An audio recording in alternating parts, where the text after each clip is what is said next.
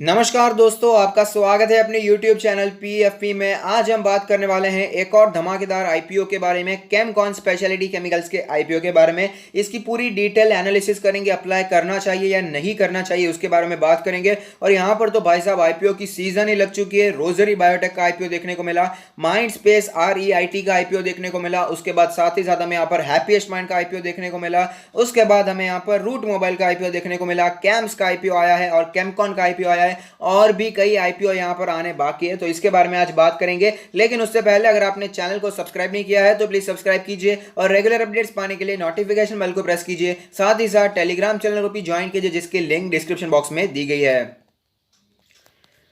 तो कंपनी की जानकारी प्राप्त कर लेते हैं, कंपनी क्या काम करती है। तो Chemcon chemicals is a leading manufacturer of pharmaceutical chemicals and generates maximum revenue from this particular segment. तो यहां पर पता चल जाता है कि केमकॉन केमिकल्स ने एकदम बराबर दांव खेला है। अभी अभी आईपीओ ला रहे हैं, तो यहां पर फार्मास्यूटिकल कंपनीज कैसा दौड़ रही हैं सबको पता है। फार्मास्यूटिकल कंपनीज को जो केमिकल चाहिए वो प्रोवाइड करने का कामकाज करने वाली कंपनीज कितना दौड़ रही है वो भी आप सभी को पता है। एक एग्जांपल है आरती ड्रग्स का, आपको पता ही है एपीआई बनाने वाली हर एक कंपनी भागती हुई नजर आ रही है, फार्मास्यूटिकल केमिकल बनाने वाली हर एक कंपनी भागती हुई नजर आ रही है। तो ये जो केमकॉन केमिकल्स है, जो समय पर ये यहां पर अपना आईपीओ ला रही है, बहुत ही अच्छा समय यहां पर हमें दिखाई देता है। हेट्रो लैब्स, साथ ही साथ हमें यहां पर Hetero Labs Limited, Laurus Lab Limited, Aurobindo Pharma, Lantech Pharmaceuticals, Macleods Pharma are the key customers of its pharma chemical business. However Shri Radha Overseas, Universal Drilling Fluids, Water System Speciality are some of the clients of its oil field chemical segment.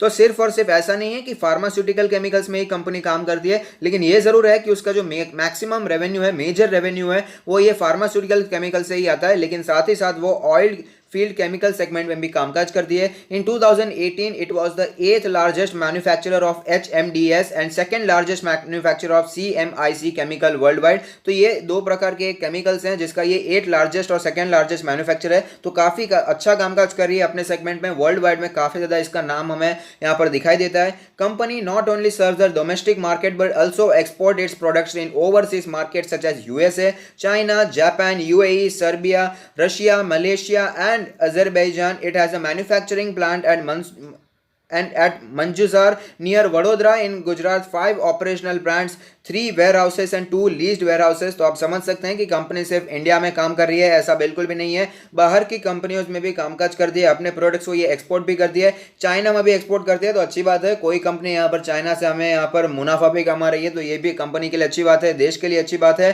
Company की details जानते हैं। Competitive strengths क्या है यहाँ पर, largest manufacturer of pharmaceutical chemicals across the globe. तो यहाँ पर लार्जेस्ट हो या ना हो, ये नंबर तो चेंज होता रहता है, लेकिन वन ऑफ द लार्जेस्ट तो है, ये तो हमें पता चल चुका है। Leading oil field chemicals manufacturer in India, ये बात ध्यान देने वाली है, इन इंडिया की बात हो रही है, वर्ल्ड वाइड की यहाँ पर बात नहीं हो रही है। ऑयल फील्ड केमिकल्स में जैसे कि हमने देखा, इसका मैक्सिमम जो रेवेन्यू आता है फार्मास्यूटिकल्स केमिकल्स पे आता है, और साथ ही साथ ये ऑयल फील्ड केमिकल सेगमेंट में काम कर दिया है। तो यहाँ पर लीडिंग है, यहाँ पर हम कह सकते हैं कि ऑयल फील्ड में बहुत ही ज्यादा पकड़ है ऐसा नहीं है, लेकिन फार्मास्यूटिकल हम कह सकते हैं फार्मास्यूटिकल केमिकल्स में काफी ज्यादा यहाँ पर पकड़ इसकी दिखाई देती है। Diversified client base in the domestic and global markets, अच्छी बात है। Strong and consistent financial performance, जिसके बारे में आगे बात करेंगे, धमाकेदार फाइनेंशियल परफॉर्मेंस इसका देखने को मिला है। Dedicated manufacturing plants for each product, अच्छी बात है। कंपनी के प्रमोटर्स आप देख पाएंगे यहाँ पर, कमल कुमार, राजेंद्र अग्रवाल, इन सभी के नाम से आप यहाँ पर पढ़ सकते हैं। अगर बात करें कंपनी के फाइनेंशियल्स के बारे में, तो आप देख पाएंगे टोटल एसेट्स 2017 में 626 मिलियंस के आसपास यहाँ पर दिखाई दे रहे हैं,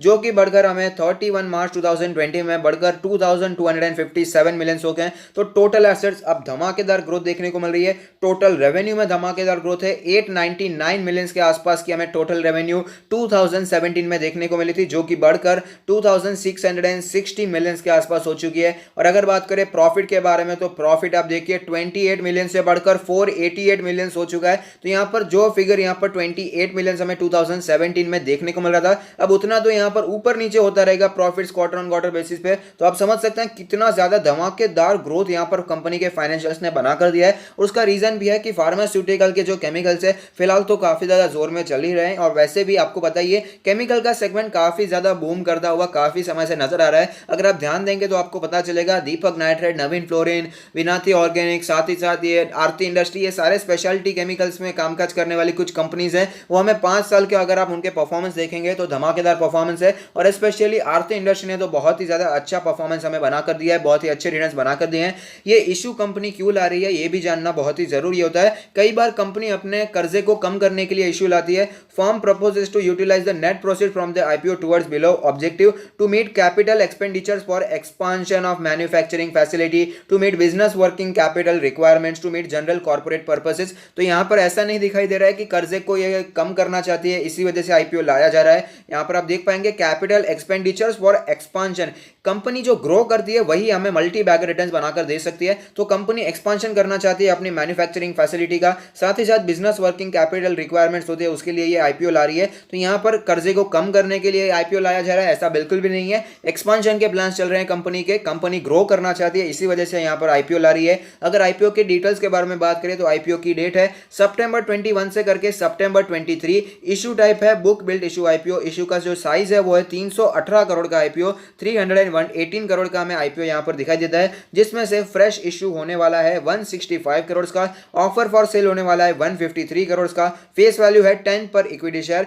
अगर बात करें आईपीओ प्राइस के बारे में तो 338 से 340 पर इक्विटी शेयर का देखने को मिला है। मार्केट लॉट 44 शेयर से, मतलब आपको मिनिमम क्वांटिटी 44 शेयर की तो अप्लाई करनी ही होगी। लिस्टिंग दोनों एक्सचेंजेस पे होने वाली है। अगर बात करें यहाँ पर टाइम टेबल के बारे में तो 21 सितंबर को ये ऑफर ओपन होने वाला है, क्लोज होने वाला है 23 सितंबर को। अलॉटमेंट आपको पता चलेगा 28 सितंबर, रिफंड आएंगे 29 सितंबर को। और अगर बात करें यहाँ पर शेयर्स आपके डिमेट अकाउंट में कब आएंगे तो वो होगा सितंबर 30 को, और यहाँ पर लिस्टिंग जो डेट है वो है अक्टूबर 1 को। अगर बात करें यहाँ पर लॉट साइज के बारे में, मिनिमम तो एक लॉट के लिए अप्लाई करना ही पड़ेगा, तो मिनिमम आपको 14,960 रुपीज़ यहाँ पर इन्वेस्ट करने पड़ेंगे। मैक्सिमम रिटेल इन्वेस्टर 13 लॉट के लिए अप्लाई कर सकता है।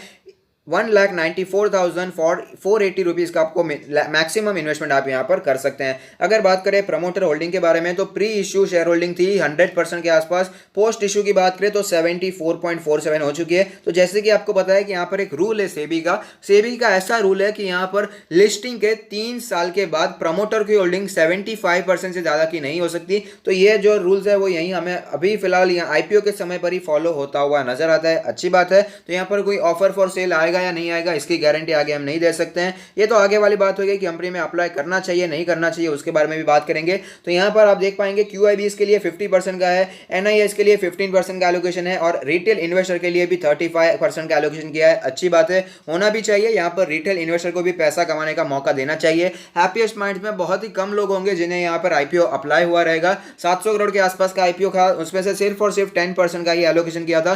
धमाकेदार लिस्टिंग का देखने को मिली, 100% से ऊपर ही खुला था, यानी कि जो हमें यहाँ पर इशू का जो प्राइस था उससे डबल से भी ज्यादा हो चुका है, कई ज्यादा। तो यहाँ पर धमाकेदार लिस्टिंग हमें देखने को मिल रहे हैं। फिलहाल मार्केट में लिक्विडिटी कुछ इतनी ज्यादा हमें यहाँ पर दिखाई देती है। तो ऐसा आईपीओ है। केमकॉन यहाँ पर फार्मास्यूटिकल में कामकाज करता है। आपको पता ही है फार्मास्यूटिकल्स का बिजनेस कितना ज्यादा फ्लरिश कर रहा है और केमिकल सेगमेंट भी कितना ज्यादा फ्लरिश करता हुआ नजर आता है। तो नो डाउट यहाँ पर आपको अप्लाई करना चाहिए। धमाकेदार स्टॉक है, धमाकेदार है, यहाँ पर आप अप्लाई कर सकते हैं। और अगर बात करें कितने लॉट्स के लिए अप्लाई करना है तो मेरा मानना है कि अगर आप एक लॉट के लिए अप्लाई करेंगे तो ही बेहतर रहेगा, क्योंकि हमने जैसे कि पास्ट में देखा जितने भी आईपीओज आए थे सब के सब आईपीओज हमें यहाँ पर बहुत ही ज्यादा ओवर सब्सक्राइब होते हुए नजर आए थे। यहाँ पर हमने देखा जो माइंड स्पेस का आईपीओ था, रियल एस्टेट इन्वेस्टमेंटर, रियल एस्टेट से वो रिलेटेड था। आपको तो पता ही है कि रियल एस्टेट की हालत अभी क्या चल रही है, यहाँ पर रियल एस्टेट की हालत खराब दिखाई दे रही है। उसके बावजूद उसका भी आईपीओ ओवर सब्सक्राइब होता हुआ नजर आया था। तो ये तो केमकॉन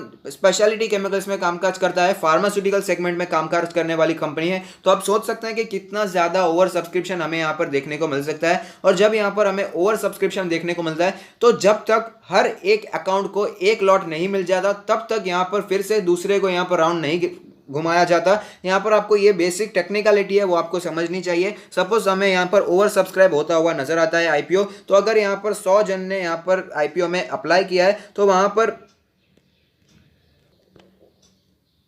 सबसे पहले हर एक को यहाँ पर आईपीओ का एक एक लॉट दिया जाएगा और अगर बाद में माल बचता है तो फिर से एक बार वहां पर दिया जाता है। तो यहाँ पर तो ओवर सब्सक्रिप्शन ही देखने को मिल जाता है। तो यहाँ पर एक ही लॉट के लिए आप यहाँ पर अप्लाई कीजिए, ज्यादा लॉट के लिए अप्लाई करने की जरूरत नहीं है, फालतू में आपके यहाँ पर पैसे ब्लॉक हो जाएंगे। और मेरा मानना है लॉन्ग टर्म के लिए भी, फिलहाल शॉर्ट टर्म लॉन्ग टर्म अगर बात करें तो यहाँ पर शॉर्ट टर्म के लिए लिस्टिंग गेंस के लिए तो बहुत ही अच्छा स्टॉक दिखाई दे रहा है। और फिलहाल तो कोई भी आईपीओ आए, फिलहाल अच्छे ही आईपीओ हमें दिखाई दे रहे हैं जो फायदे का मौका उठा रहे हैं। यहाँ पर फिलहाल फायदा है, यहाँ पर जो केमकॉन रिलेटेड है या फिर कोई भी फार्मा सेक्टर है, केमिकल सेक्टर है, रोजरी बायोटेक में भी धमाकेदार लिस्टिंग गेन्स हमें देखने को मिल रहे थे।